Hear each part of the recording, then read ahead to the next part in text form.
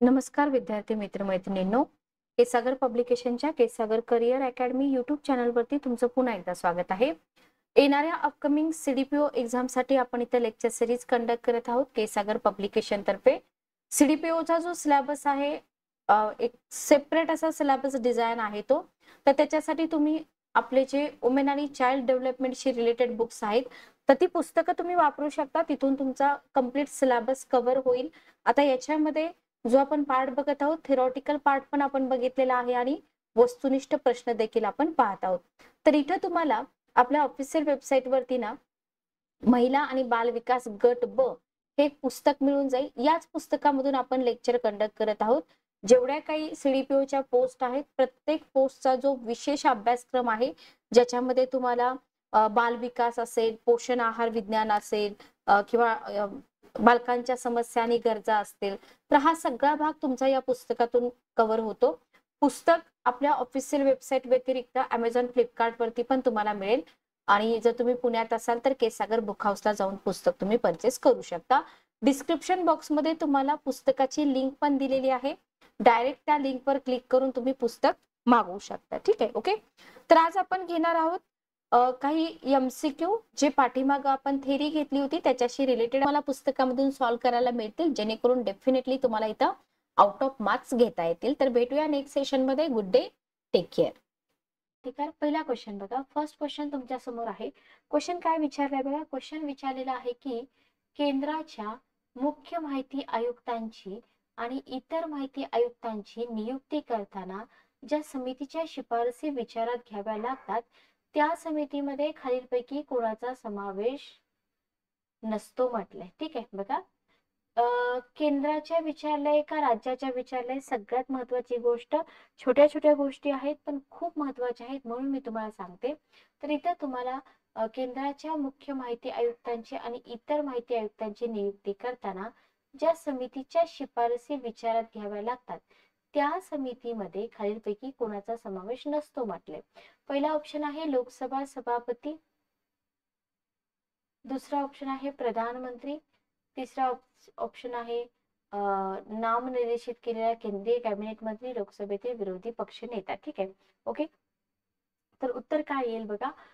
इथे जर तुम्ही बघितलं तर इथे तुम्हाला सेंटरचा इथून इलिमिनेशन मेथड वापरता येते. तर इथं तुम्हाला लोकसभेचा सभापती जो आहे ना त्याचा समावेश नसतो इथं. ठीक आहे, प्रधानमंत्री असतात, प्रधानमंत्र्यांनी नॉमिनेट केलेले केंद्रीय कॅबिनेट मंत्री असतात, लोकसभेतील विरोधी पक्ष नेता पण असतो, लक्षात ठेवा. नेक्स्ट क्वेश्चन बघा.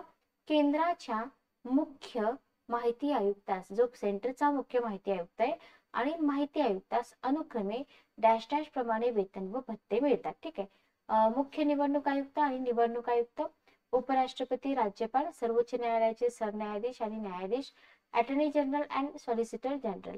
काय उत्तर बघा 5 नंबरचा क्वेश्चन. केंद्राच्या मुख्य माहिती आयुक्तास व माहिती आयुक्तास, जसं आपण मुख्य निवडणूक आयुक्त आणि इतर आयुक्त म्हणतो की नाही तसंच हा क्वेश्चन आहे बघा. उत्तर काय आलं तुमचं? ऑप्शन नंबर 1 आहे तुमचं उत्तर. मुख्य निवडणूक आयुक्त आणि निवडणूक आयुक्त यांना ज्याप्रमाणे वेतन मिळतं ना त्याचप्रमाणे इथं केंद्राचे मुख्य माहिती आयुक्त आणि माहिती आयुक्तांना काय केलं जातं इथं वेतन मिळतं. ठीक आहे, ओके. नेक्स्ट क्वेश्चन आपण बघूया. नेक्स्ट क्वेश्चन काय दिलेला आहे बघा. नेक्स्ट क्वेश्चन तुम्हाला दिलेला आहे की 6 नंबरचा क्वेश्चन बघा. राज्याच्या मुख्य माहिती आयुक्तास व माहिती आयुक्तास अनुक्रमे डॅश डॅश प्रमाणे वेतन व भत्ते मिळतात. ठीक आहे बघा. वरती सेंटरच्या म्हटलेलं आहे, इथं राज्याच्या म्हटलेलं आहे, त्याच्यामुळे कन्फ्युज होऊ नका. तर पहिला ऑप्शन आहे मुख्य निवडणूक आयुक्त आणि निवडणूक आयुक्त. बघा इथं तोच ऑप्शन आहे, येईल का मग? नाही येणार, बरोबर, नाही येणार. निवडणूक आयुक्त व राज्य शासनाचे मुख्य सचिव, उच्च न्यायालयाचे मुख्य न्यायाधीश व न्यायाधीश, राज्यपाल व निवडणूक आयुक्त. काय येईल उत्तर बघा. ऑप्शन नंबर 1 आहे आपलं उत्तर. सॉरी 2, निवडणूक आयुक्त आणि राज्य शासनाचे मुख्य सचिव. तर ही लक्षात ठेवा. गुगली क्वेश्चन म्हणतात याला. आपण सेम त्याच्यासारखं उत्तर द्यायला जातो पण उत्तर आपलं चुकू शकतं. डेफिनेटली चुकतं, चुकू शकतं म्हणण्यापेक्षा डेफिनेटली उत्तर तुमचं इथं चुकून जातं. ठीक आहे, ओके. नेक्स्ट आपण पुढे जाऊया. पुढचा क्वेश्चन बघा काय दिलेला आहे तुम्हाला क्वेश्चन. क्वेश्चन नंबर 7 तुमच्या समोर आहे, व्यवस्थित क्वेश्चन वाचा. खालीलपैकी कोणते विधान, बघा काय विचारले तुम्हाला, खालीलपैकी कोणते विधान बरोबर आहे. ठीक आहे, ओके. पहिला ऑप्शन आहे, पहिलं विधान आहे, सॉरी, पहिलं विधान दिलेलं आहे, केंद्रीय मुख्य माहिती आयोग नियुक्तीच्या दिनांकापासून 5 वर्ष पदावर राहू शकतो. ठीक आहे, ओके. किती वर्ष? 5 वर्ष पदावरती राहू शकतो. नेक्स्ट क्वेश्चन आहे, केंद्रीय मुख्य माहिती आयोग पुनर्नियुक्तीस पात्र नसतो. बघा, केंद्राचा मुख्य माहिती आयुक्त आहे जो पुनर्नियुक्तीस पात्र नसतो. केंद्रीय मुख्य माहिती आयुक्त वयाच्या 65 वर्षापर्यंत पदावर राहू शकतो. म्हणजे इथं तुम्हाला हा जो 65 वर्ष एज लिमिटेशन दिलेला आहे ना, ते बघायचं आहे. नियुक्तीस 5 वर्ष पूर्वी होण्यापूर्वीच मुख्य माहिती आयुक्ताची वयाची 65 वर्ष पूर्ण झाली असता त्याची नियुक्ती संपुष्टात येते. ठीक आहे, ओके. चारही विधाने, फक्त एक, फक्त दोन, फक्त दोन आणि 3, कोणते विधान बरोबर आहे असं तुम्हाला इथं विचारलेलं आहे. ठीक आहे, ओके. चला तर बघूया आपण उत्तर काय येतं या क्वेश्चनचं. नेहमीप्रमाणे जसं मी तुम्हाला बोलते की बाबा तुम्हाला काय करायचं आहे, तुम्हाला इथं केंद्रीय दिलेलं आहे का राज्य दिलेलं आहे हे पहिल्यांदा चेक करायचं आहे, बरोबर. तुमची सगळ्यात मोठी जबाबदारी कोणती? ती. आता तुम्ही, मी जबाबदारी का म्हणते, कारण एक एक मार्क आपल्यासाठी खूप इम्पॉर्टंट आहे, बरोबर. एक एक मार्क आपल्यासाठी खूप जास्त इम्पॉर्टंट आहे. तर बघा 65 वर्ष बरोबर आहे का, 5 वर्ष बरोबर आहे का, हे आपल्यासाठी इम्पॉर्टंट आहे. तिथंच आपल्याला एरर टाकले जाऊ शकतात. ठीक आहे, तर इथं जर बघितलं तर चारही विधानं बरोबर आहेत. इन्फॉर्मेशन देणारा क्वेश्चन आहे, लक्षात ठेवा. याच्यावरून तुमचे खूप सारे क्वेश्चन बरोबर येतील. केंद्रीय मुख्य माहिती आयुक्तास नियुक्तीच्या दिनांकापासून 5 वर्ष पदावर राहू शकतो. वन लाइनर क्वेश्चन पण बनवू शकतो. ठीक आहे, ओके. केंद्रीय मुख्य माहिती आयुक्त पुनर्नियुक्तीला पात्र नसतो. बरोबर आहे का? बरोबर आहे, लक्षात ठेवा. पुन्हा त्याची नियुक्ती होऊ शकते का? पुन्हा त्याची नियुक्ती होऊ शकत नाही. वयाच्या 65 किती वर्षापर्यंत? 65 वर्ष 5 वर्ष असं लक्षात ठेवा. नियुक्तीस 5 वर्ष पूर्वी होण्यापूर्वीच मुख्य माहिती आयुक्ताची वयाची 65 वर्ष पूर्ण झाली असता. बघा, म्हणजे जे आधी होईल ते 65 वर्ष किंवा 5 वर्ष. ठीक आहे, ओके. 5 वर्ष पूर्ण झालेत पण 65 वर्ष पूर्ण नाही, तरी पण ते रिटायर होणार. लक्षात आलं का? अशा प्रकारे. Okay, clear. चला नेक्स्ट आपण पुढे बघूया. खालीलपैकी कोणते विधान बरोबर आहे? काय विचारले बघा, खालीलपैकी कोणते विधान बरोबर आहे? केंद्र स्तरावरील मुख्य माहिती आयुक्त व माहिती आयुक्त तद्वतच म्हणजे तसेच राज्य स्तरावरचे मुख्य माहिती आयुक्त आणि माहिती आयुक्त हा संसदेचा व राज्य विधानमंडळाचा सदस्य नसावा. बरोबर आहे का? बघा, राजकीय पक्षाशी संबंधित नसावा, कोणत्याही उद्योग व्यवसायाशी निगडीत नसावा. वरच्या दोन कंडिशन तर बरोबर वाटतात, खालची कंडिशन चुकीची वाटते. बरोबर का? बरोबर आहे. बघा 8 नंबरचा क्वेश्चन, थोडा विचार करा. माहिती आयुक्त म्हटलंय तुम्हाला, बरोबर. उत्तर काय येईल बघा? उत्तर येईल तिन्ही विधानं बरोबर आहेत. ठीक आहे, बरोबर आहेत. कारण का? माहिती आयुक्त कोणत्याही उद्योग व्यवसायाशी निगडीत नसला पाहिजे. ठीक आहे, ओके. कोणत्याही उद्योग व्यवसायाशी निगडीत नसला पाहिजे. चला, आपल्याला असं वाटतं की हे चुकीचं आहे, पण हे चुकीचं नाही. ठीक आहे, ओके. नेक्स्ट क्वेश्चन घ्या, 8 नंबरचा, सॉरी 7 नंबरचा, 8 नंबरचा क्वेश्चन आपण घेतला. पुढचा क्वेश्चन घ्या. 9 नंबरचा क्वेश्चन तुमच्या समोर आहे. खालीलपैकी कोणते विधान चुकीचे आहे? बघा, चुकीचं सेंटेन्स तुम्हाला विचारले. ठीक आहे, ओके. पहिलं सेंटेन्स आहे कलम 14(3). आता हे आर्टिकल तुम्हाला माहित पाहिजेत. बघा, कलम 14(3) मधील तरतुदींच्या अधीन राहून खालील कारणास्तव राष्ट्रपती आपल्या आदेशाद्वारे केंद्राच्या मुख्य माहिती आयुक्तास अथवा माहिती आयुक्तास पदावरून दूर करू शकतो. जर मुख्य माहिती आयुक्तास अथवा माहिती आयुक्तास नादार म्हणून घोषित केले. ठीक आहे, ओके. राष्ट्रपतींच्या मते तो नैतिक अधपतनाशी निगडीत गुन्ह्याबद्दल दोषी असेल, पदावर असताना अन्य कोणतेही काम सवेतन करीत असेल, म्हणजे त्याला पेमेंट मिळते तरी पण तो सवेतन अजून काहीतरी काम करत असेल, असा त्याचा अर्थ होतो. ठीक आहे, ओके. राष्ट्रपतींच्या मते मानसिक अथवा शारीरिक अक्षमतेमुळे पदावर राहण्यास अपात्र असेल आणि 6 महिन्यात संसदेवर निवडून आला असेल. ठीक आहे. ओके, चला उत्तर काय येईल बघा. फक्त 1, फक्त 2, 1 2 आणि फक्त 4. काय म्हटलंय तुम्हाला? 14-3 म्हटलेलं आहे. 14-3 जर म्हटलं ना, तुमचं उत्तर काय येतं बघा. फक्त 4 येत. ठीक आहे. ओके, फक्त 4. विचार करून उत्तर द्या. फक्त 4. क्लिअर. चला, तर उत्तर आहे चौथा ऑप्शन, फक्त 4. कलम 14(1) मधील तरतुदींच्या अधीन राहून खालील कारणास्तव राष्ट्रपती आपल्या आदेशाद्वारे केंद्राच्या मुख्य माहिती आयुक्ताला किंवा माहिती आयुक्ताला पदावरून दूर करू शकतो. जर माहिती आयुक्त अथवा मुख्य माहिती आयुक्त 6 महिन्यात संसदेवर निवडून आला नाही तर. चला नेक्स्ट क्वेश्चन आपण घेऊया. पुढचा क्वेश्चन बघा. पुढचा क्वेश्चन काय आहे? पुढचा क्वेश्चन आहे की महाराष्ट्रात इसवी सन 2001 मध्ये माहितीचा अधिकाराच्या मागणीसाठी झालेल्या आंदोलनाचे नेतृत्व खालीलपैकी कोणत्या सामाजिक कार्यकर्त्याने केले होते? ठीक आहे. ओके, मेधा पाटकर, अण्णा हजारे, बाबा आमटे, बाबा आढाव. कोणी केलं होतं विचारलंय तुम्हाला. माहितीचा अधिकाराची जी टाइमलाईन आहे ना, तिथून तुम्हाला हा क्वेश्चन विचारलेला आहे. उत्तर आहे अण्णा हजारे. सगळ्यांना माहिती, अगदी छोट्यातल्या छोट्या मुलांना सुद्धा हे माहिती आहे. ठीक आहे. Okay, clear.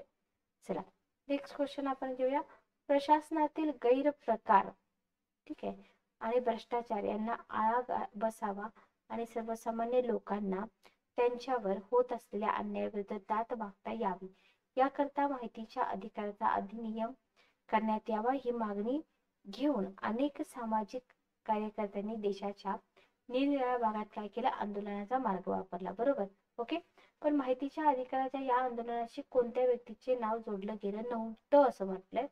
साधा सिंपल क्वेश्चन आहे. अरुणा रॉय होत्या, अण्णा हजारे होते, निखिल डे पण होते, शरद जोशी नव्हते. ठीक आहे, लक्षात ठेवा. ओके, कोणीही अगदी अभ्यास न करता जरी परीक्षेला गेलं तरी सुद्धा याचं उत्तर येणारच आहे. ठीक आहे. ओके, 12 नंबरचा क्वेश्चन घ्या. 12 नंबरचा क्वेश्चन.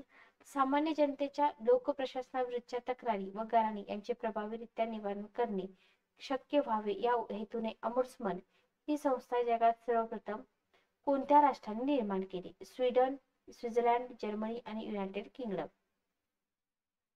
सोपा क्वेश्चन आहे, कॉमन क्वेश्चन आहे. चला उत्तर काय येईल 12 नंबरचा क्वेश्चन? अ ऑप्शन, स्वीडनने केली. बरोबर. Okay, clear.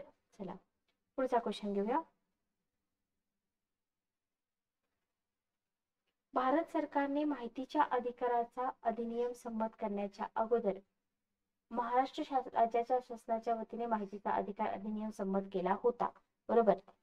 मग महाराष्ट्र सरकारचा हा जो अधिनियम आहे तो कोणत्या वर्षी संमत करण्यात आला असं तुम्हाला विचारले. तर चांगला क्वेश्चन आहे आणि सोपाही आहे. 2002. बरोबर, 2002. काय येईल उत्तर? 2002. थोडा विचार करून उत्तर द्या. 2002. ठीक आहे. ओके, आय होप क्लिअर झालं असेल तुम्हा सर्वांना.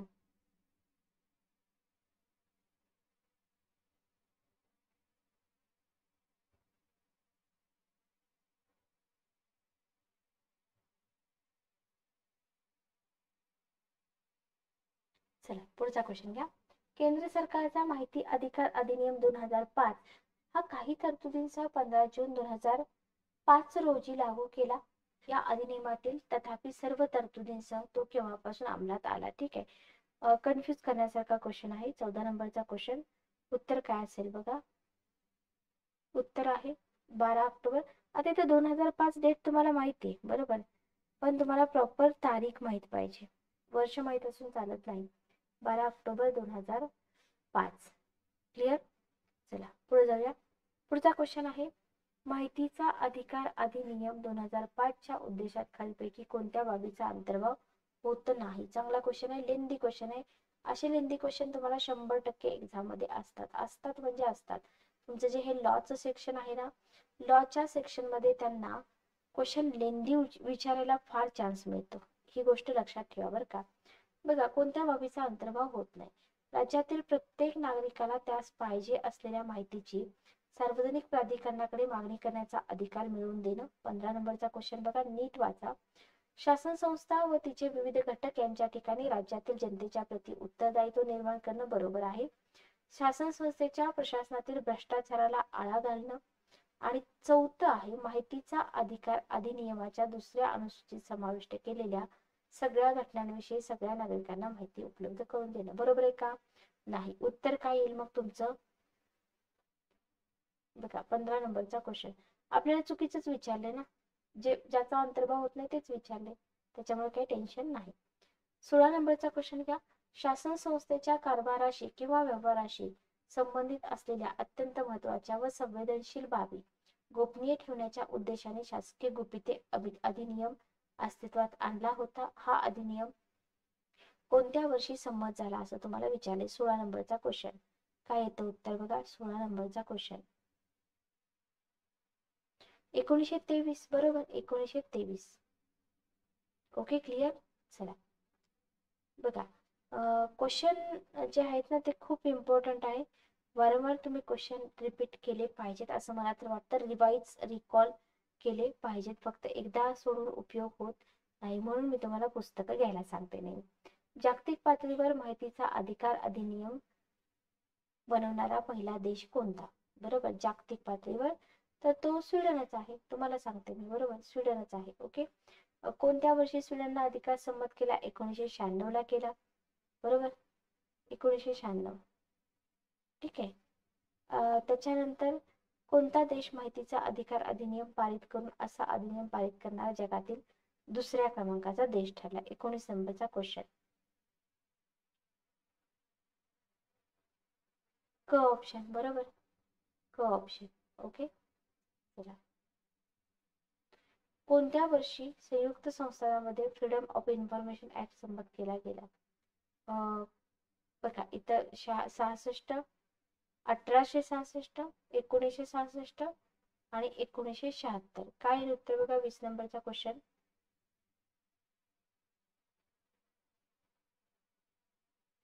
ओके. चला, उत्तर काय आहे बघा 19 नंबरच्या क्वेश्चनचं? अमेरिका. ठीक आहे.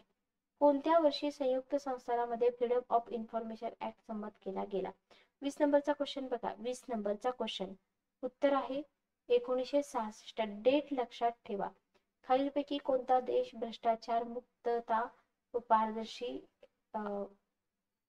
प्रशासन या कसोट्यावर अग्रेसर ठरतो? ठीक आहे. 21 नंबरचा क्वेश्चन माहितीसाठी सांगते. स्वीडन. ठीक आहे, स्वीडन. ओके. ट्रान्सपरन्सी इंटरनॅशनल कुठं आहे? हे आहे जर्मनीला. बरोबर. आणि भारतामध्ये कोणत्या वर्षी केंद्रीय स्तरावर माहितीचा अधिकार संमत केला गेला? 23 नंबरचा क्वेश्चन. 2002, 2003, 2000, 2005. आपल्याला लगेच उत्तर येतं 2000. बरोबर, त्याच्यामध्ये काहीच अवघड नाही. ओके साई. ओके. चला, तर इथं आपण थांबूया. टोटल क्वेश्चन किती झाले बघा. पार्ट सेकंड पण याचा येईल. लेक्चर जर तुम्हाला आवडला असेल तर मला कमेंट करून नक्की सांगा. किंवा इतर कुठल्या पेपरचे लेक्चर घ्यायचे असतील तरी तुम्ही सजेस्ट करू शकता. जे विद्यार्थी लेक्चर बघतात, लाईव्ह बघतील, रेकॉर्डेड बघतील, तर कमेंट करत चला, लाईक करत चला. या गोष्टीला जास्त वेळ लागत नाही. ठीक आहे. ओके, भेटूया नेक्स्ट लेक्चर मध्ये. Good day, take care.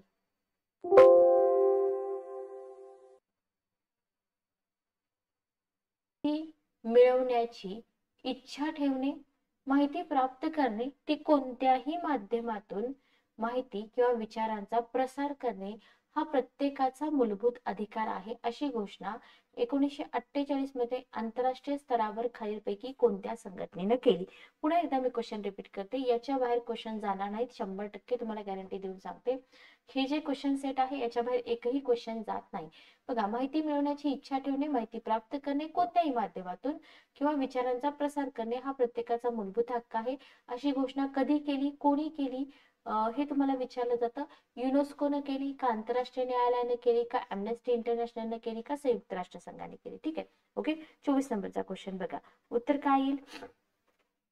उत्तर काय येईल? अमनेस्टी इंटरनॅशनल, युनेस्को, आंतरराष्ट्रीय न्यायालय, संयुक्त राष्ट्रसंघ. बघा इथं उत्तर आहे संयुक्त राष्ट्रसंघ. फॅक्च्युअल क्वेश्चन आहे, याच्यामध्ये जास्त कॉन्सेप्च्युअल नाही. तुम्हाला हा सगळा फॅक्च्युअल डाटा जो आहे तो लक्षात ठेवावाच लागणार आहे. तर संयुक्त राष्ट्रसंघाने केलेली आहे इथं घोषणा. ठीक आहे. ओके. सॉरी, 1948 ला. 25 नंबरचा क्वेश्चन बघा. 25 नंबरचा क्वेश्चन तुमच्या समोर आहे. क्वेश्चन तुम्हाला विचारला की संयुक्त राष्ट्रसंघाच्या आमसभेने माहितीचा अधिकार हा मानवाचा मूलभूत अधिकार असल्याची संकल्पना कोणत्या वर्षी स्वीकृत केली? बघा, संयुक्त राष्ट्रसंघाच्या आमसभेने माहितीचा अधिकार हा इथं तुम्हाला लक्षात येतं की कोणी स्वीकृत केली? संयुक्त राष्ट्रसंघाने, बरोबर. काय स्वीकृत केलं? माहितीचा अधिकार हा मूलभूत अधिकार आहे. कोणत्या वर्षी स्वीकृत केली? 1940, 1944, 1946, 1955. 25 नंबरचा क्वेश्चन. उत्तर काय येईल बघा, फॅक्च्युअल आहे पूर्णपणे. उत्तर आहे 1946 ला. ठीक आहे. आणि मग बघा, 1946 ला स्वीकृत केली आणि 1948 ला घोषणा केली. म्हणजे क्वेश्चनचा सिक्वेन्स तुम्ही समजून घ्या. 46 ला स्वीकृत केली, 48 ला घोषणा केली. ठीक आहे, ओके. म्हणून आपल्याला थेरी करणं फार गरजेचं असतं. 26 नंबरचा क्वेश्चन बघा. सॉक्रेटिसचा शिष्य प्लेटो याने खालीलपैकी कोणत्या ग्रंथात राजाने प्रजेला माहिती देणं हे राजाचं कर्तव्य असल्याचं प्रतिपादन केलंय? दी लॉज, दी एमिली, दी रिपब्लिकन, दास कॅपिटल.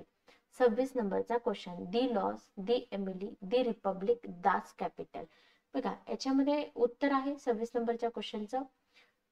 हा एक फॅक्च्युअल क्वेश्चन आहे. इथं संकल्पना काहीच नाहीये. दी रिपब्लिक, ठीक आहे. दी रिपब्लिक या ग्रंथामध्ये सॉक्रेटिसचा शिष्य जो आहे ना, प्लेटो, त्याने इथं प्रतिपादन केलेलं आहे. ठीक आहे. विकसनशील देशांना आर्थिक मदत हवी असेल तर त्यांनी माहितीचा अधिकार देणारे कायदे संमत करावेत असा आग्रह कोणत्या आंतरराष्ट्रीय संस्थेने संस्थांनी धरला होता व आहे? ओके. बघा, विकसनशील देशांना आर्थिक मदत हवी असेल तर त्यांना माहितीचा अधिकार देणारे कायदे संमत करावे असा आग्रह आंतरराष्ट्रीय नाणेनिधीने धरला, जागतिक बँकेने धरला का संयुक्त राष्ट्रसंघाने धरला? 27 नंबरचा क्वेश्चन. तर विकसित, विकसनशील, अविकसित हे जे वर्गीकरण आहे त्याच्यावरून हा क्वेश्चन आहे. तर इथे या तिन्ही संस्था ज्या आहेत ना, आंतरराष्ट्रीय नाणेनिधी असेल, जागतिक बँक असेल, संयुक्त राष्ट्र असेल, तिन्ही संस्थांनी काय केलेला आहे? आग्रह धरलेला आपल्याला इथं दिसून येतो. ठीक आहे, ओके, क्लिअर. चला पुढचा क्वेश्चन आपण घेऊया. नागरिकांच्या प्रशासनातील सहभागासाठी राष्ट्रकुल संघटनेने माहितीच्या अधिकाराचा पुरस्कार कोणत्या वर्षी केला आहे? 1971, 1981, 1991, 2001. बघा, नागरिकांच्या प्रशासनातील सहभागासाठी राष्ट्रकुल संघटनेने माहितीच्या अधिकाराचा पुरस्कार कोणत्या वर्षी केला? उत्तर आहे 28 नंबरचा क्वेश्चन. पहिला ऑप्शन 1971. या सगळ्या डेट लक्षात ठेवा. 1946, 1971, 1948 असेल घोषणा केलेली, स्वीकृत केलेली तारीख असेल तर डेट तुम्ही व्यवस्थित लक्षात ठेवा. ठीक आहे, ओके. 29 नंबरचा क्वेश्चन बघा. खालीलपैकी कोणत्या देशाने प्रगत भूमिका स्वीकारत शासकीय क्षेत्राबरोबरच खाजगी क्षेत्रालाही माहितीच्या अधिकाराअंतर्गत आणण्याचे प्रयत्न सुरू केले आहेत? बघा, खालीलपैकी कोणत्या देशाने प्रगत भूमिका स्वीकारत शासकीय क्षेत्राबरोबरच खाजगी क्षेत्रालाही माहितीच्या अधिकाराअंतर्गत आणण्याचे प्रयत्न सुरू केले आहेत? 29 नंबरचा क्वेश्चन. दक्षिण Africa, Bharat, Pakistan, America. Okay. दक्षिण आफ्रिका, भारत, पाकिस्तान आणि अमेरिका. उत्तर काय आहे बघा? आन्सर आहे तुमचं दक्षिण आफ्रिका. ठीक आहे, इथं भारत तर उत्तर येणार नाही. तर दक्षिण आफ्रिकेने काय केलेलं आहे? प्रगत भूमिका स्वीकारत शासकीय क्षेत्राबरोबरच खाजगी क्षेत्राला सुद्धा माहितीच्या अधिकाराअंतर्गत आणण्याचे प्रयत्न सुरू केले आहेत. ठीक आहे, ओके. चला पुढे बघा. 30 नंबरचा क्वेश्चन आहे. काही मुठभर लोकांच्या हातात सत्ता देऊन खरे स्वराज्य साकार होणार नाही, तर सत्तेच्या दुरुपयोगाला विरोध करण्याचे सामर्थ्य सगळ्या जनतेला प्राप्त होईल, तेव्हाच खरे स्वराज्य प्राप्त होईल, असे माहिती अधिकार कायद्याला पूरक विचार डॅश यांनी मांडले आहेत. बघा, उत्तर काय येईल? उत्तर आहे बघा, ऑप्शन आहे तुम्हाला गोपाळकृष्ण गोखले, महात्मा ज्योतिबा फुले, महात्मा गांधी, न्यायमूर्ती महादेव गोविंद रानडे. क्वेश्चन लेंदी आहे थोडा, पण याचं उत्तर आहे एम के गांधी. ठीक आहे, ओके. आता या क्वेश्चन वरून तुम्ही अंदाज तर नाही सांगू शकत की एम के गांधींचे उद्गार आहेत, पण पण आपल्याला काय करायचं आहे, थोडेफार वर्ड्स असतात बघा. आता स्वराज्य हा वर्ड आहे म्हटल्यानंतर आपल्याला महात्मा गांधी असं उत्तर वाटू शकत नाही. पण कधी कधी आपले गेस चुकू पण शकतात. ठीक आहे. सर्वोच्च न्यायालयाने SC ने डॅश डॅश या वर्षी न्यायाधीशांच्या नेमणुका संदर्भातील एक महत्वपूर्ण निकालाद्वारे शासन प्रणालीबाबत माहिती देणे हा नियम आहे आणि ती गोपनीय ठेवणे हा अपवाद आहे असं प्रतिपादन केलं. खूप चांगलं सेंटेन्स आहे. SC न कोणत्या वर्षी न्यायाधीशांच्या नेमणुका संदर्भातील एक महत्वपूर्ण निकालाद्वारे शासन प्रणालीबाबत माहिती देणे हा नियम आहे, ती माहिती गोपनीय ठेवणे हा अपवाद आहे असं प्रतिपादन केलं. 1976, 1982, 1979, 1984. ओके. तर 31 नंबरचा question option number 2. Okay. Option number 2 हे आहे आपलं उत्तर. तर SC ने काय केलेलं आहे, 1982 या वर्षी न्यायाधीशांच्या नेमणुका संदर्भातील एक महत्वपूर्ण निकाल दिला आणि त्याच्यामध्ये सांगितलं की शासन प्रणालीबाबत माहिती देणे हा नियम आहे आणि ती गोपनीय ठेवणे हा अपवाद आहे. Okay, clear. 32 नंबरचा क्वेश्चन, माहितीचा अधिकार अधिनियमाचे प्रशिक्षण देण्याची संपूर्ण जबाबदारी महाराष्ट्रामध्ये डॅश डॅश या संस्थेकडे सोपवण्यात आली आहे. पहिला ऑप्शन आहे राज्य माहिती आयुक्तालय मुंबई, यशवंतराव चव्हाण महाराष्ट्र मुक्त विद्यापीठ नाशिक, टिळक महाराष्ट्र अभिमत विद्यापीठ पुणे, यशवंतराव चव्हाण विकास प्रशासन प्रबोधिनी पुणे. 32 नंबरचा क्वेश्चन काय येईल उत्तर बघा. माहितीचा अधिकार अधिनियमाचे प्रशिक्षण देण्याची संपूर्ण जबाबदारी महाराष्ट्रामध्ये कोणत्या संस्थेकडे सोपवण्यात आली आहे? महाराष्ट्राचा उल्लेख आहे इथं यशवंतराव चव्हाण विकास प्रशासन प्रबोधिनी. ठीक आहे. इथं 2 ऑप्शन आहेत ना, यशवंतराव चव्हाण यांच्याशी रिलेटेड आहेत, त्याच्यामुळे कन्फ्युजन होऊ शकतं. पण विकास प्रशासन, बघा प्रशासन या शब्दावरून सुद्धा तुम्ही उत्तर देऊ शकत होतात. लॉजिक डेव्हलप झालं पाहिजे, तेवढा स्टडी आपला पाहिजे, तर इथं याचा फायदा होतो, अदरवाईज होत नाही.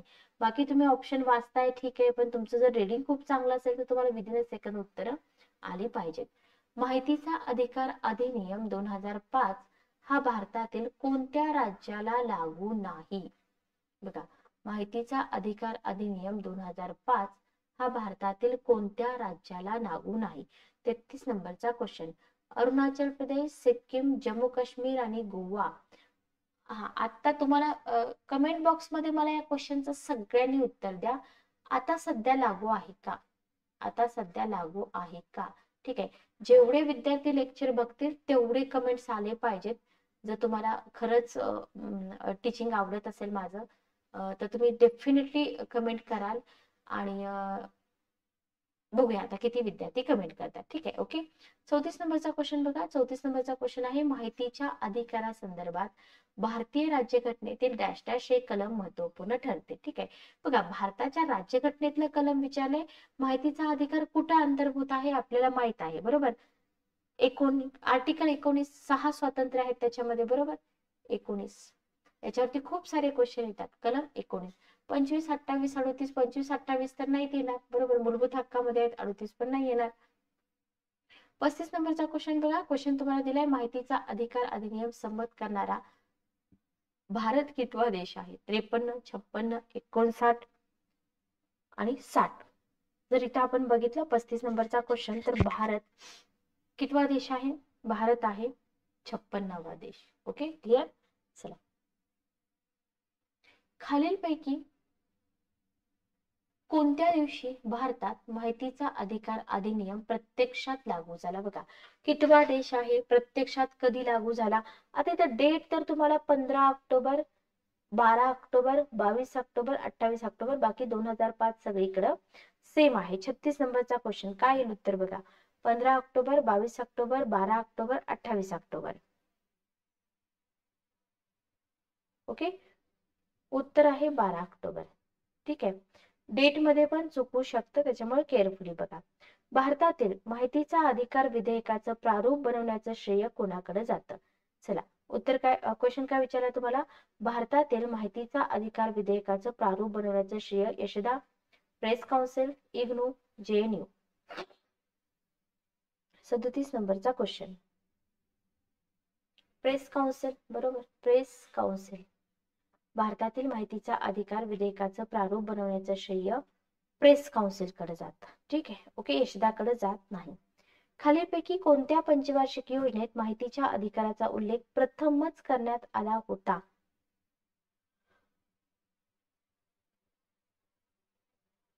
नववी योजना, 10वी योजना, 11वी योजना, 12वी योजना. 38 नंबरचा क्वेश्चन. खालीलपैकी कोणत्या पंचवार्षिक योजनेत माहितीच्या अधिकाराचा उल्लेख पहिल्यांदाच करण्यात आला? उत्तर आहे 10वी योजना. ठीक आहे, ओके, उत्तर आहे 10वी योजना.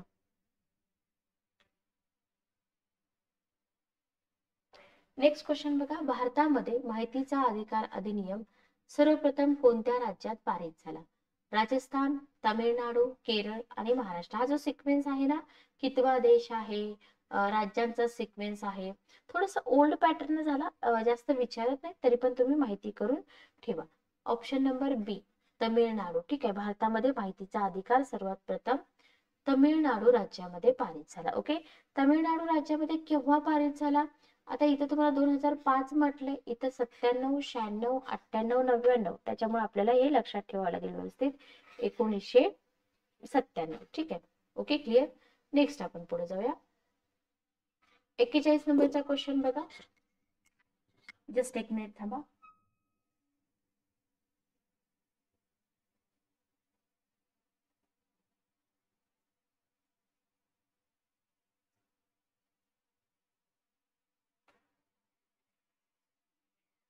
ओके, चला बघा. 41 नंबरचा क्वेश्चन आहे तुमच्या समोर की केंद्राचा माहितीचा अधिकार अधिनियम 2005 अस्तित्वात येण्यापूर्वी भारतातील किती राज्यांनी आपापल्या राज्यांमध्ये माहितीचा अधिकार अधिनियम संमत केला होता? ठीक आहे, 12 राज्यांनी, 18 राज्यांनी, 9 राज्यांनी, 7 राज्यांनी. उत्तर काय येईल बघा. क्विक रिव्हिजन घेतोय आपण, त्याच्यामुळे जास्त एक्सप्लेनेशन नको आपल्याला इथं. 9 राज्यांनी. ठीक आहे, ओके, 9 राज्यांनी माहितीचा अधिकार संमत केला होता. फर्स्ट आहे तमिळनाडू. माहितीचा अधिकार अधिनियमाच्या कोणत्या कलमात राज्य मुख्य माहिती आयुक्तास किंवा राज्य माहिती आयुक्तास पदावरून दूर करणे याच्या संबंधीच्या तरतुदी आहेत? सगळे आर्टिकल्स मी तुम्हाला सांगेन शेवटी जेव्हा आपण थेरीची क्विक रिव्हिजन घेऊ तेव्हा. आर्टिकल नंबर 23, 13, 17 आणि 21. तर याचं उत्तर आहे आर्टिकल नंबर 17. तर माहितीच्या अधिकार अधिनियमामध्ये जे कलम 17 आहे, कलम 17. ठीक आहे, तर कलम 17 मध्ये राज्य माहिती आयुक्त किंवा राज्य मुख्य माहिती आयुक्त यांना पदावरून दूर करणे याच्या संबंधीच्या तरतुदी आहेत. माहितीचा अधिकार अधिनियम 2005 मध्ये एकूण किती प्रकरणे समाविष्ट आहेत? 43 नंबरचा क्वेश्चन. 5 प्रकरण, 4 प्रकरण, 6 प्रकरण, 8 प्रकरण. तर किती आहेत? 6 प्रकरण समाविष्ट आहेत. ठीक आहे, ओके, 6 प्रकरण समाविष्ट आहेत. माहितीचा अधिकार अधिनियम 2005 मध्ये किती कलम समाविष्ट आहेत? बघा, प्रकरण 6 आहेत, आर्टिकल विचारलेत 29, 30, 31, 32. उत्तर आहे 31 आर्टिकल. बघा, 6 प्रकरण, 31 आर्टिकल लक्षातच ठेवायचं. 6 प्रकरण, 31 आर्टिकल. माहितीचा अधिकार अधिनियम 2005 संदर्भात खाली दिलेल्या 2 विधानांवर विचार करा, योग्य पर्याय निवडा. असे क्वेश्चन लेंदी असतात पण फार सोपे असतात. कोणताही नागरिक तोंडी माहिती मागू शकतो का? लेखी मागू शकतो. कशी मागू शकतो? तोंडी मागू शकतो का लेखी मागू शकतो? बघा, तोंडी मागू शकत नाही, बरोबर. पहिलं विधान चुकीचं आहे, म्हणजे उत्तर आहे विधान 1 चूक, विधान 2. लेखी मागू शकतो म्हणून विधान 2 काय आहे? तर विधान 2 बरोबर आहे. Okay, clear. 46 नंबरचा क्वेश्चन घ्या. माहितीचा अधिकार अधिनियम 2005 नुसार सार्वजनिक प्राधिकरणांनी दरवर्षी किती प्रकारची माहिती प्रकाशित करणे आवश्यक आहे? 10, 17, 21, 28. बघा, माहितीचा अधिकार अधिनियम 2005 नुसार सार्वजनिक प्राधिकरणांनी दरवर्षी किती प्रकारची माहिती प्रकाशित करणे आवश्यक आहे? 46 नंबरचा क्वेश्चन. 17 प्रकारची. ठीक आहे, ओके, किती प्रकारची? 17 प्रकारची. ठीक आहे, माहिती प्रकाशित करणे आवश्यक आहे. हा झाला 46 नंबरचा क्वेश्चन. नेक्स्ट क्वेश्चन, तर इथं आपले माहितीच्या अधिकाराशी संबंधित जे क्वेश्चन आहेत ना, ते क्वेश्चन संपतात. आता याच्यानंतर आपल्याला PSI परीक्षेसाठी ना मानवी हक्कचा पण भाग आहे. लक्षात ठेवा, जेव्हा तुम्ही कायदे बघता ना, तर कायद्यांबद्दल मी तुम्हाला थोडक्यात सांगते. आपल्याला इथं काय काय करायचं आहे. आपल्याला इथं माहितीचा अधिकार अधिनियम 2005 करायचा आहे, बरोबर. संगणक माहिती तंत्रज्ञान तर आपण लेक्चर घेतच आहोत. मानवी हक्क याच्याबद्दलचे पण लेक्चर्स आपण घेणार आहोत. त्याच्यानंतर तुमचं मानवी हक्क विषयक कायदे आहेत. महात्मा गांधी तंटामुक्ती अभियान आहे. महाराष्ट्र पोलीस अधिनियम आहे. महाराष्ट्र पोलीस अधिनियम फार मोठा आहे. आपण क्वेश्चन आन्सर घेऊया. भारतीय दंड संहिता आहे. सर्वसाधारण अपवाद आहे. त्याच्यानंतर तुम्हाला इथं एकच मिनिट मग. तर कायदे भरपूर आहेत बघा. कायदे तर आपला भारतीय पुरावा अधिनियम आहे, तोही आपल्याला घ्यावा लागेल. फौजदारी प्रक्रिया संहिता आहे. PSI परीक्षा देणारे विद्यार्थी मला फक्त कमेंट कर, मला प्रत्येक विद्यार्थ्याचं कमेंट आलं पाहिजे बघा. फक्त एक तुमच्याकडे डिमांड आहे, प्रत्येक विद्यार्थ्याचं कमेंट आलं पाहिजे. प्रत्येक विद्यार्थ्यांनी सेशनला लाईक केलं पाहिजे. विदिन अ सेकंद, 1 सेकंद लागतो लाईक करायला. आणि प्रत्येक विद्यार्थ्याने आपले लेक्चर्स जास्तीत जास्त विद्यार्थ्यांपर्यंत शेअर केले पाहिजेत. एवढीच एक डिमांड आहे. याच्या पलीकडे काहीही नाही. तुम्हाला क्वालिटी कंटेंट दिलं जातंय. पुस्तकं आपल्या मित्रमैत्रिणींपर्यंत पोहोचवा. प्रत्येक विद्यार्थ्याला याचा फायदा झाला पाहिजे. ठीक आहे, ओके. तर आजच्या सेशन मध्ये आपण इथंच थांबूया. भेटूया नेक्स्ट सेशन मध्ये. Good day, take care.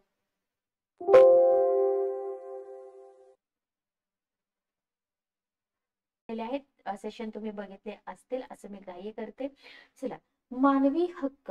आता मानवी हक्क ही संकल्पना वगैरे शिकवत मी बसत नाही, कारण तेवढा वेळही आपल्याकडे नाहीये. पण पुस्तक तुम्ही नक्की घ्या. मानवी हक्क या संकल्पनेत खालीलपैकी कोणत्या अर्थाचा अंतर्भाव केला जातो? बघा, मानवी हक्क या संकल्पनेत खालीलपैकी कोणत्या अर्थाचा अंतर्भाव केला जातो? ओके. पहिला आहे, समाजातील प्रत्येक व्यक्तीला मनुष्य प्राणी या नात्याने स्वाभाविकपणे प्राप्त होणारे हक्क म्हणजे मानवी हक्क होत. ठीक आहे, ओके. मानवी हक्क हे व्यक्तीच्या व्यक्तिमत्वाचा अविभाज्य भाग असतात. व्यक्तीला तिच्या जन्मापासून मानवी हक्क प्राप्त होतात आणि वरीलपैकी सर्व. जन्मापासून मानवी हक्क असतात का? हो, नसतात, बरोबर. ओके, असतात का? कोणत्या अर्थाचा अंतर्भाव केला जातो असं क्वेश्चन तुम्हाला विचारलंय. प्रत्येक व्यक्तीला स्वाभाविकपणे म्हटलंय, हेही चुकीचं आहे, बरोबर. अविभाज्य, हेही चुकीचं आहे, बरोबर. चुकीचं म्हणजे हे एक सेंटेन्स येणार नाही. लक्षात घ्या, तुमच्या लक्षात येते म्हणजे मी तुम्हाला असं वाटेल की मॅडम असं का सांगतायत. तर हे एक सेंटेन्स नाही येणार, वरील सर्व येईल, बरोबर. म्हणजे मनुष्य प्राणी या नात्याने स्वाभाविकपणे प्राप्त होणारे हक्क, अविभाज्य भाग, जन्मापासूनच मानवी हक्क प्राप्त होतात, हे सगळंच याच्यामध्ये कन्सिडर केलं जातं. ठीक आहे, एक गोष्ट अशी नाही असा अर्थ याचा. ठीक आहे, ओके. मानवी हक्कांच्या संकल्पनेत खालीलपैकी कोणत्या मुद्द्याचा समावेश होत नाही असं म्हटलं. आता इथं बघा, तुम्हाला विचारले की मानवी हक्काची जी संकल्पना आहे ना, या संकल्पनेत कोणत्या मुद्द्याचा समावेश होत नाही. फर्स्ट आहे, मानवी हक्कांना व्यक्तीच्या सर्वांगीण विकासासाठी आवश्यक असलेले घटक असं संबोधलं जातं. आधुनिक काळात मानवी हक्कांचा पुरस्कार विशेषत्वाने केला जातो. राज्याने मान्यता दिलेल्या हक्कांना मानवी हक्क असं म्हटलं जातं. मानवी हक्क राज्यातील सर्व व्यक्तींना समानतेने प्राप्त झालेले असतात. 2 नंबरचा क्वेश्चन काय येईल उत्तर? बघा, 2 नंबरचा क्वेश्चन काय विचारले तुम्हाला? कशाचा समावेश होत नाही असं म्हटलंय. बघा, मानवी हक्कांना व्यक्तींच्या सर्वांगीण विकासासाठी, बरोबर आहे का? बरोबर आहे. आधुनिक काळात पुरस्कार केलाय का? केलेला आहे, बरोबर. सगळ्यांना समानतेने मिळतात का? मिळतात. फक्त राज्याने जे मान्यता दिलेले हक्क आहेत त्याला मानवी हक्क असं म्हटलं जात नाही. तिसरा सेंटेन्स चुकीचा आहे, लक्षात ठेवा. राज्याने मान्यता दिलेल्या हक्कांना मानवी हक्क म्हटलं जात नाही. Okay, clear? चला, नेक्स्ट क्वेश्चन आपण घेऊया. मानवी हक्क व्यक्तींना जन्मताच प्राप्त होत असल्याने ते हिरावून घेण्याचा अधिकार कोणालाच पोहोचत नाही. पहिलं सेंटेन्स. सेकंड सेंटेन्स, मानवी हक्कांच्या बाबतीत व्यक्ती व्यक्तींमध्ये भेदभाव केला जाऊ शकत नाही. मानवी हक्क संकल्पनेच्या संदर्भात पहिलं विधान बरोबर आहे, दुसरं विधान चुकीचं आहे, दुसरं विधान बरोबर आहे, पहिलं विधान चुकीचं आहे. दोन्ही विधाने बरोबर आहेत, त्याचा परस्परांशी काही संबंध नाही. दोन्ही विधाने बरोबर असून अर्थाच्या दृष्टीने परस्परांशी संबंधित आहेत. Okay, clear? उत्तर काय येईल बघा. तर मानवी हक्क जन्मताच प्राप्त होत असल्याने ते हिरावून घेतले जाणार नाहीत, कोणालाही पोहोचत नाही. बरोबर आहे, बरोबर आहे. व्यक्तिरेखेमध्ये भेदभाव केला जाऊ शकत नाहीत. बरोबर. आता ही दोन्ही विधाने बरोबर आहेत आणि दोन्हीचा एकमेकांशी संबंध आहे. लक्षात आलं? क्लिअर? चला. हक्कांची पुढील व्याख्या कोणी केली आहे? लक्षात ठेवा. हक्क म्हणजे सामाजिक जीवनाची अशी परिस्थिती की ज्याच्याशिवाय कोणत्याही व्यक्तीला स्वतःची जास्तीत जास्त प्रगती घडवून आणता येत नाही. पुन्हा एकदा मी रिपीट करते. हक्क म्हणजे सामाजिक जीवनाची अशी परिस्थिती की ज्याच्याशिवाय कोणत्याही व्यक्तीला स्वतःची जास्तीत जास्त प्रगती घडवून आणता येत नाही. ठीक आहे. Ernest Barker, G.D.H. Cole, Harold Laski आणि थॉमस हॉब्स. उत्तर काय येईल बघा. Harold Laski. असे क्वेश्चन जे असतात ना, हे इन्फॉर्मेशन देणारे फॅक्च्युअल क्वेश्चन असतात.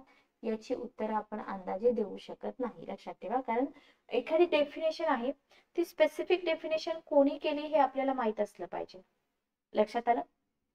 चला पुढे जाऊया आपण. पुढचा क्वेश्चन घेऊया. हक्कांची पुढील व्याख्या कोणी केली आहे? पुन्हा तुम्हाला व्याख्या दिलेली आहे. आता इथं हेरॉल्ड लास्कीची व्याख्या जर तुम्ही बघितली तर तुम्हाला काय लक्षात ठेवायचंय बघा. सामाजिक जीवनाचा उल्लेख आलेला आहे हेरॉल्ड लास्की यांच्या डेफिनेशन मध्ये. असं तुम्ही लक्षात ठेवलं तरी बेस्ट आहे.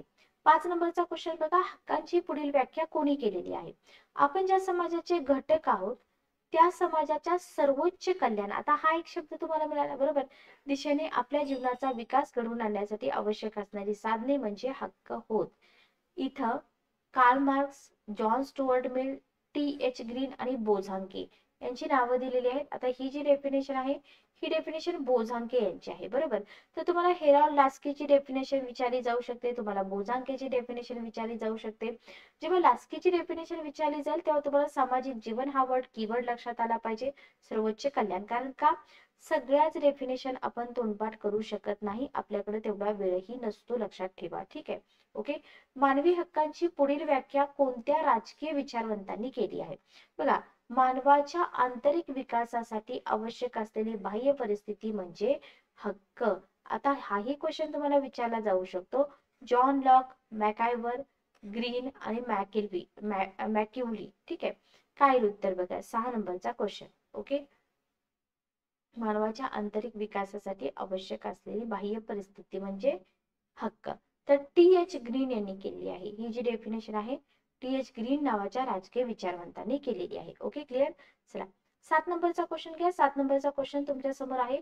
हक्कांचं स्वरूप खालीलपैकी कोणत्या विधानांच्या आधारे योग्य प्रकारे स्पष्ट करता येतं? हक्कांची निर्मिती सामाजिक परिस्थितीतून होते. राज्य हक्कांची निर्मिती करीत नाही तर त्यांना फक्त मान्यता देण्याचं कार्य करतं.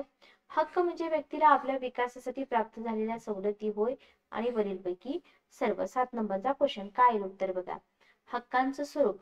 हक्कांची निर्मिती सामाजिक परिस्थितीतून होते का? डेफिनेटली होते. लक्षात ठेवा. ठीक आहे. राज्य करतात का? निर्मिती नाही. राज्य फक्त मान्यता देतं. आपल्या विकासासाठी प्राप्त झालेल्या सवलती. या हक्कांना म्हणजे हक्कांचा उपयोग काय आहे? विकास आणि सवलती. ठीक आहे. म्हणजे उत्तर आलं वरील सर्व. ओके. क्लिअर? चला नेक्स्ट क्वेश्चन घ्या. 8 नंबरचा. 8 नंबरचा क्वेश्चन तुमच्या समोर आहे. हक्कांच्या संदर्भात कोणते विधान बरोबर आहे? हक्कांच्या संदर्भात कोणते विधान बरोबर आहे? हक्क आणि कर्तव्य एकाच नाण्याच्या दोन बाजू आहेत. बरोबर आहे का बघा. हक्क आणि कर्तव्य यांचा अर्थार्थी काहीच संबंध नाही असं होऊ शकतं का? फक्त लोकशाही व्यवस्थेत हक्कांचा उपभोग असं अजिबात नसतं. बरोबर. हे चुकीचं आहे. हक्कांचा सामाजिक हिताशी कसलाही संबंध पोहोचत नाही. बघा इथं बरोबर विधान तुम्हाला विचारलंय. एकाच नाण्याच्या दोन बाजू आहेत. बरोबर. एकच सेंटेन्स येतं.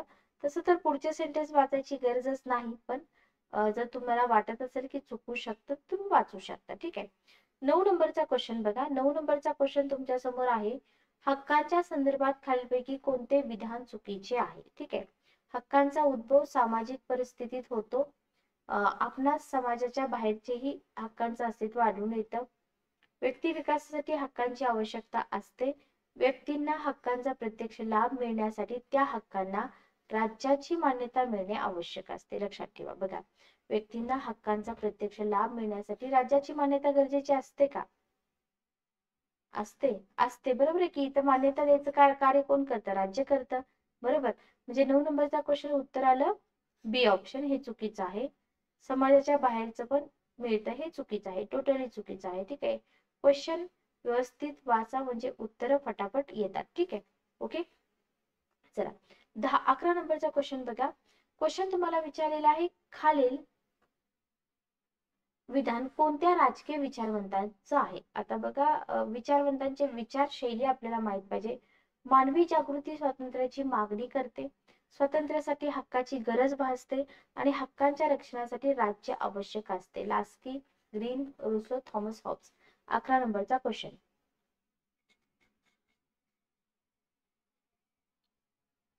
उत्तर आलं टी एच ग्रीन. ठीक आहे. T H green. बघा, मानवी जागृती स्वातंत्र्याची मागणी करते, स्वातंत्र्यासाठी हक्काची गरज भासते आणि हक्कांच्या रक्षणासाठी राज्य आवश्यक असते. टी एच ग्रीनची डेफिनेशन आपण बघितली. याच्या पाठीमागे आपण 3 डेफिनेशन बघितले. म्हणजे टोटल तुम्हाला मी मानवी हक्काच्या आतापर्यंत 4 डेफिनेशन वरती क्वेश्चन घेतले. या 4 पैकी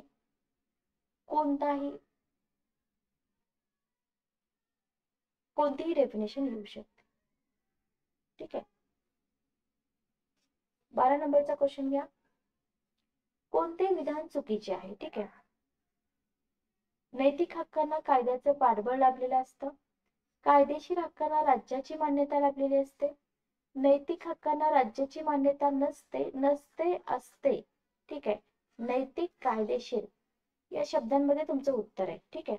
कायदेशीर हक्कांची न्यायालयामार्फत अंमलबजावणी करून घेता येते. 12 नंबरचा क्वेश्चन खूप चांगला क्वेश्चन आहे. नैतिक आणि कायदेशीर तुम्हाला अर्थ समजतो, याच्यामध्ये अवघड काहीच नाहीये. नैतिक हक्कांना कायद्याचं पाठबळ लाभलेलं असतं. ठीक आहे. ओके. हे विधान चुकीचं आहे, नसतं. ठीक आहे. ओके. 13 नंबरचा क्वेश्चन बघा. राज्याच्या उत्पत्ती संबंधीच्या सामाजिक करार सिद्धांतात नैसर्गिक हक्कांचा पुरस्कार केला असल्याचे पाहावयास मिळते. खालीलपैकी कोणत्या राजकीय विचारवंताचे नाव सामाजिक करार सिद्धांताशी निगडीत नाही. बघा, तुम्हाला क्वेश्चन विचारलाय सामाजिक करार सिद्धांताबद्दल. ठीक आहे. ओके. 13 नंबरचा क्वेश्चन आहे. उत्तर आहे हेगेल. असेही क्वेश्चन तुम्हाला सेपरेटली म्हणजे तुम्ही काय म्हणू शकता, अभ्यासू शकत नाही. बरोबर. म्हणजे की आपल्याला अंदाजे उत्तर नाही देता येणार. ठीक आहे. लक्षात आलं. नेक्स्ट क्वेश्चन घ्या. एखादे राज्य ज्या हक्कांना मान्यता देते त्या हक्कावरून आपणास त्या राज्याची ओळख पडते.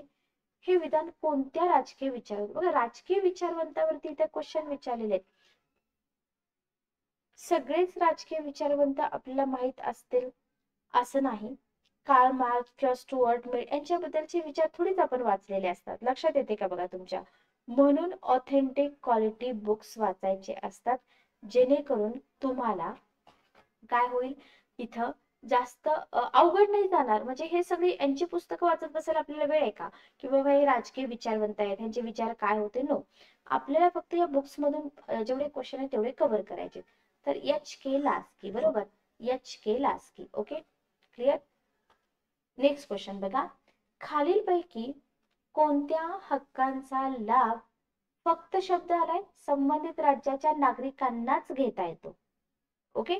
फक्त, केवळ असे जर शब्द आले ना, तर तिथं थोडीशी आपल्याला केअर घ्यावी लागते, हे तुम्ही विसरू नका. तर इथं मानवी हक्क म्हटलंय, नागरी हक्क, राजकीय हक्क. बघा, फक्त राज्य, बाकी सगळे हक्क इतर जण घेऊ शकतात की. बरोबर. राजकीय हक्क येते याचं उत्तर. ओके. लक्षात ठेवा. नागरी हक्क म्हणजे काय. सामाजिक जीवनाच्या प्राथमिक बाबींची पूर्तता होण्यासाठी आवश्यक असलेले हक्क म्हणजे नागरी हक्क. कायद्याचं पाठबळ न लाभलेले हक्क म्हणजे नागरी हक्क.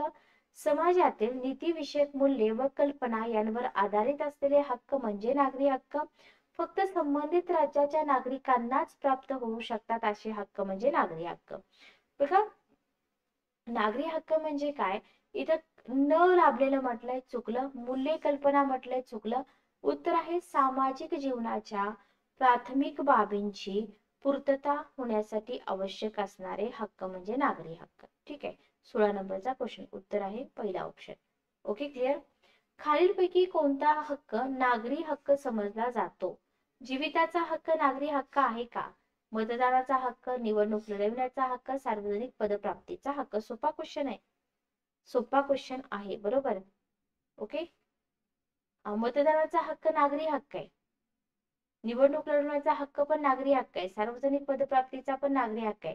जीविताचा हक्क हा नागरी हक्क नाही. 17 नंबरचा क्वेश्चन व्यवस्थित क्वेश्चन वाचा. हा नागरी हक्क नाही, हा मूलभूत हक्क आहे, बरोबर.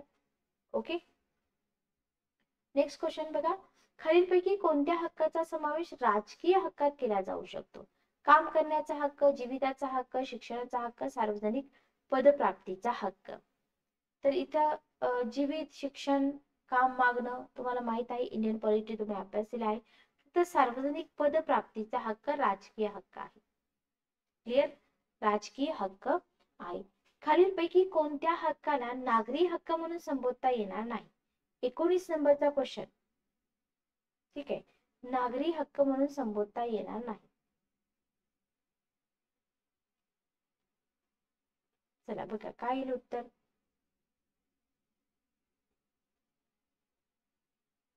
ऑप्शन नंबर 3, बरोबर. ऑप्शन नंबर 3, 19 नंबरचा क्वेश्चन बघा. ऑप्शन नंबर 3 तुमच्या लक्षात येऊन जाईल. नेक्स्ट क्वेश्चन बघा. निवडणूक लढविण्याच्या मार्गाने, 20 नंबरचा क्वेश्चन. निवडणूक लढविण्याच्या मार्गाने सार्वजनिक पदाची प्राप्ती करणे हा खालीलपैकी कोणत्या प्रकारचा हक्क मानला जातो? निवडणूक लढविण्याच्या मार्गाने सार्वजनिक पदाची प्राप्ती करणे कोणत्या प्रकारचा हक्क आहे? 20 नंबरचा क्वेश्चन. नागरी हक्क, नैसर्गिक हक्क, राजकीय हक्क आहे. लक्षात ठेवा, कसला हक्क आहे हा? राजकीय हक्क आहे. Okay, clear. चला 21 नंबरचा क्वेश्चन घ्या. बघा तुम्हाला इथे नागरी हक्क, राजकीय हक्क, नैतिक हक्क हे माहित पाहिजे. ओके, खालीलपैकी कोणत्या हक्काचा समावेश राजकीय हक्कांच्या यादीत केला जाऊ शकतो? 21 नंबरचा क्वेश्चन. मतदान, निवडणूक, सार्वजनिक पदप्राप्ती सगळेच आहेत की राजकीय, बरोबर. सगळेच राजकीय हक्क आहेत. ओके, 22 नंबरचा क्वेश्चन बघा. खालीलपैकी कोणते विधान बरोबर आहे? प्रत्येक हक्काबरोबर त्याच्याशी निगडीत असं कर्तव्य येतच. प्रत्येक हक्काबरोबर त्याच्याशी निगडीत असं कर्तव्य येतच. नागरिकांवर कर्तव्य पालनाचं बंधन फक्त एकाधिकारशाही शासन पद्धतीतच घातलेलं असतं. एखादी व्यक्ती कर्तव्य पालनाची जबाबदारी न स्वीकारताही हक्कांचा उपभोग घेऊ शकते. ओके, व्यक्तीने तिच्या नैतिक कर्तव्याचं पालन न केल्यास ती शिक्षेस पात्र ठरू शकते. जस्ट एक मिनिट थांबा. Hello hello, okay.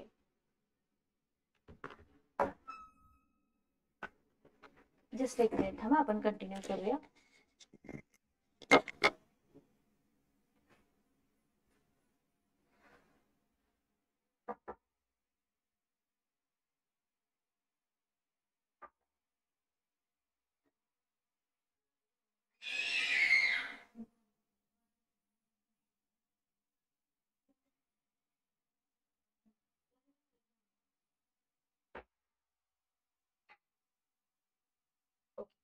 तर कंटिन्यू करूया. काय विचारले बघा तुम्हाला. 22 नंबरचा क्वेश्चन. ठीक आहे, बघा हक्क फक्त म्हटले असं नसतं. जिथे हक्क असतात ना तिथे कर्तव्य येतच, बरोबर. आपल्याला हे कॉमन आहे, म्हणजे आपण ऐकलेलं असतं की हे कॉमन आहे. जिथे हक्क आहे तिथे कर्तव्य येतच. 22 नंबरचा क्वेश्चन क्लिअर. भाषा फक्त थोडी डिफिकल्ट वाटते, बाकी काही नाही. 23 नंबरचा क्वेश्चन बघा. कोणते विधान चुकीचे आहे? राज्याशी एकनिष्ठ राहणं हे प्रत्येक नागरिकाचं परम कर्तव्य समजलं जातं. नैतिक कर्तव्याचं पालन करण्याविषयी व्यक्तीवर कायद्याने सक्ती केली जाते.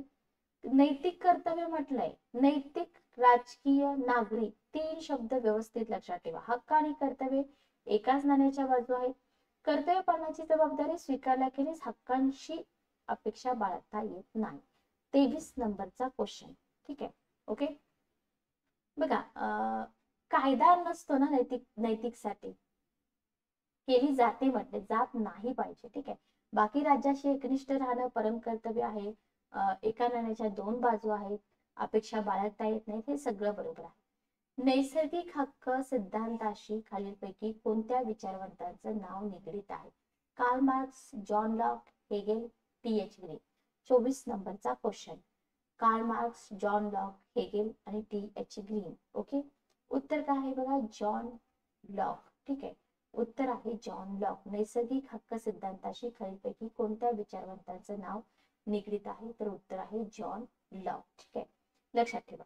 हक्कासंबंधीचा आदर्श बघा, तुम्हाला नैसर्गिक हक्क सिद्धांत, आदर्शवादी सिद्धांत असे जर क्वेश्चन दिसले परीक्षेत, मुख्य परीक्षेत, तर म्हणजे फार काही नवीन वाटून घेऊ नका, कारण नवीन नवीन कंटेंट आयोग आता विचारत आहे. सो सगळं काही आपल्याला सोपं विचारतील ही जी भावना आहे ना मला ती काढून टाका. तर आदर्शवादी सिद्धांत जो आहे ना तो सिद्धांत व्यक्तिमत्ववादी सिद्धांत म्हणून ओळखला जातो. आता हे सगळे सिद्धांत शिकवायला खरंच आपल्याकडे वेळ नाहीये. तुम्ही पुस्तकं घ्या, पुस्तकामध्ये हे सगळे जे सिद्धांत आहेत ना हे सगळे सिद्धांत तुम्हाला अगदी इन डिटेल दिलेले आहेत. ठीक आहे, बरोबर. असं आपल्याला काय करावं लागतं, सिलेबस मध्ये असतं, मग ते शोधत बसावं लागतं, मग कोणत्या पुस्तकात आहे वगैरे वगैरे, जे काय असेल ते असेल. ठीक आहे, ओके, क्लिअर. चला पुढचा क्वेश्चन आपण घेऊया. मानवाच्या आंतरिक विकासासाठी, नीट वाचा क्वेश्चन, मानवाच्या आंतरिक विकासासाठी आवश्यक असलेली बाह्य परिस्थिती निर्माण करणं. मानवाचा आंतरिक विकास करायचा आहे त्याच्यासाठी बाह्य परिस्थिती निर्माण करणं हे हक्कांचं प्रयोजन असतं, असं प्रतिपादन कोणत्या हक्कविषयक सिद्धांतात करण्यात आलेलं आहे? नैसर्गिक हक्क, आदर्शवादी सिद्धांत, वैधानिक सिद्धांत, सामाजिक कल्याण सिद्धांत. 26 नंबरचा क्वेश्चन. चला उत्तर काय येईल बघा.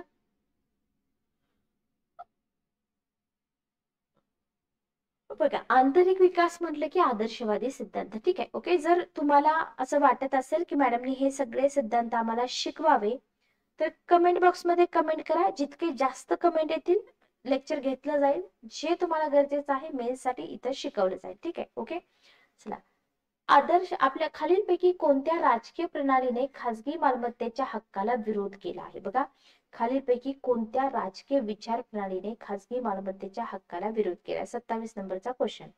आदर्शवाद, उपयुक्ततावाद, समाजवाद, व्यक्तिवाद. ऑब्विसली याचं उत्तर काय असणार आहे? समाजवादच असेल, बरोबर. लक्षात आलं, समाजवाद. 27 नंबरचा क्वेश्चन. 28 नंबरचा क्वेश्चन बघा, हक्क विषयक सामाजिक कल्याण सिद्धांताचा पुरस्कार खालीलपैकी कोणत्या राजकीय विचारवंताने केला? हक्क विषयक सामाजिक कल्याण सिद्धांताचा पुरस्कार Frederick Engels, T H. Greens, Hegel, प्राध्यापक एच. जे. लास्की. 28 नंबरचा क्वेश्चन. उत्तर आहे डी ऑप्शन, प्राध्यापक एच. जे. लास्की. ठीक आहे, ओके, क्लिअर. चला पुढचा क्वेश्चन घ्या. हक्क विषयक बघा, तुम्ही एक चार्ट पण बनवू शकता. सामाजिक कल्याण सिद्धांत, आदर्शवादी सिद्धांत, नैसर्गिक सिद्धांत कोणी मांडला वगैरे वगैरे. आदर्शवादी सिद्धांताचा पुरस्कर्ता कोण आहे? 29 नंबरचा क्वेश्चन, बोझांके आहे. ठीक आहे, ओके. सामाजिक कल्याण लास्की आहे. हक्क विषयक वैधानिक सिद्धांत बघा, वैधानिक सिद्धांताचा पुरस्कार कोणी केला? वैधानिक सिद्धांताचा पुरस्कार केला जॉन स्टुअर्ट मिल. म्हणजे वैधानिक सिद्धांत स्टुअर्ट मिल, आदर्शवादी बोझांके, सामाजिक कल्याण एच. जे. लास्की. तुम्हाला हे कंटेंट जोड्या लावामध्ये सुद्धा विचारलं जाऊ शकतं. डेफिनेटली विचारतात म्हणजे विचारतातच. ओके, मग तिथं पुन्हा आपण विचार करत बसणार, अरे हे कुठून विचारलाय, काय विचारलाय क्वेश्चन वगैरे वगैरे. ठीक आहे, 31 नंबरचा क्वेश्चन घ्या. टी.एच. ग्रीन यांनी हक्कासंबंधीच्या कोणत्या सिद्धांताची मांडणी केली आहे? बघा, टी.एच. ग्रीन यांनी हक्कासंबंधीच्या कोणत्या सिद्धांताची मांडणी केलेली आहे? नैसर्गिक हक्क, सामाजिक कल्याण, ऐतिहासिक सिद्धांत, आदर्शवादी सिद्धांत. 31 नंबरचा क्वेश्चन. डी ऑप्शन, बरोबर, आदर्शवादी सिद्धांत. सिद्धांत फक्त तुम्हाला वारंवार रिपीट करावे लागतील, बाकी काही नाही. हक्कांची निर्मिती राज्याकडून केली जाते, तसेच व्यक्तीच्या हक्कांचे रक्षण पण होतं, म्हणून राज्यसंस्था हे हक्कांचे उगमस्थान होय. वरील प्रतिपादन कोणत्या हक्कविषयक सिद्धांतात करण्यात आलेलं आहे? ऐतिहासिक, वैधानिक, सामाजिक आणि नैसर्गिक. 32 नंबरचा क्वेश्चन. चला उत्तर काय? ऐतिहासिक सिद्धांत. ठीक आहे, ओके, ऐतिहासिक सिद्धांत. मानवी हक्काच्या संदर्भात कोणते विधान बरोबर आहे? 33 नंबरचा क्वेश्चन. कोणतीही व्यक्ती मानवी हक्कांशिवाय स्वतःचा विकास घडवून आणू शकत नाही. व्यक्तीच्या भौतिक विकासाप्रमाणे तिच्या आंतरिक विकासाशी पोहोचतो. मानवाची अंगभूत गुणवत्ता, सद्सद्विवेक, बुद्धी, क्षमता इत्यादी गोष्टींच्या विकासासाठी मानवी हक्कांची आवश्यकता भासते. वरीलपैकी सर्व. ठीक आहे, ओके. चला, उत्तर काय येईल? डी ऑप्शन, वरील सर्व. व्यक्तिमत्व विकास, दुर्बल घटक विकास, अल्पसंख्याक समूह, वर्ग सुरक्षित. ठीक आहे, ओके, क्लिअर. चला, तर हा आपला पार्ट फर्स्ट होता. पार्ट सेकंड पण तुमचा अपलोड होईल. फक्त विद्यार्थ्यांची कमेंट मला पाहिजेत, विद्यार्थ्यांचे लाईक मला पाहिजे, त्याच्या पलीकडे काहीच नकोय. डेफिनेटली मेन्स तुमची निघेल. भेटूया नेक्स्ट लेक्चर मध्ये. Good day, take care.